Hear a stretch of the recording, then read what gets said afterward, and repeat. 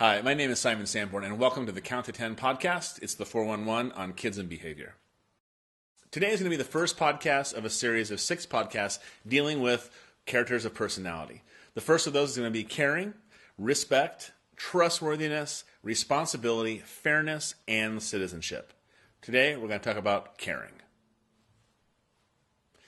I am a behavior specialist, but I don't ever claim to have it all figured out yet. So please seek the help of your pediatrician or another health professional if you have serious concerns about your child's behavior. Today, we're going to be talking about caring.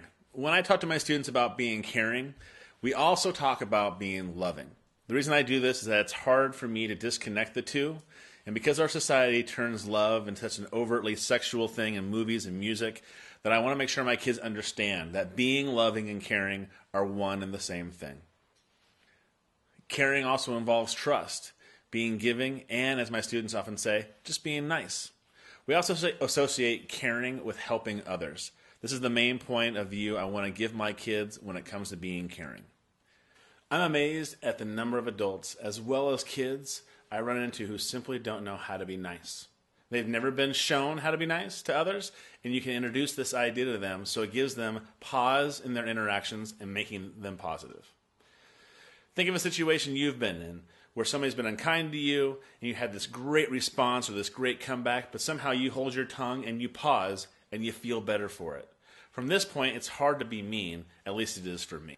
With this pause, thoughtfulness begins to make its way into an individual's communication. From that point on, you almost have to go out of your way not to be nice to others. Being kind with our words is the most common idea about caring, but we also need to be caring with our actions. Is what we're doing being kind to others, to ourselves, even to the environment around us? Think about littering for that example. I tell my students that when I walk down the halls, I pick up trash, not because someone asked me to, not because I'm getting paid extra money to do that, but it's because I care about my school and I care about them, and I can expand that into the caring about the world that we live in. Many times I get the response, well, somebody else didn't care enough to put their trash into the trash can. Why do I have to pick it up? It's a very fair question and a great thing to use. I always say we're not like everybody else. We know what good choices and bad choices are. We're not going to make the same poor choices. Also, modeling is the biggest influence I find.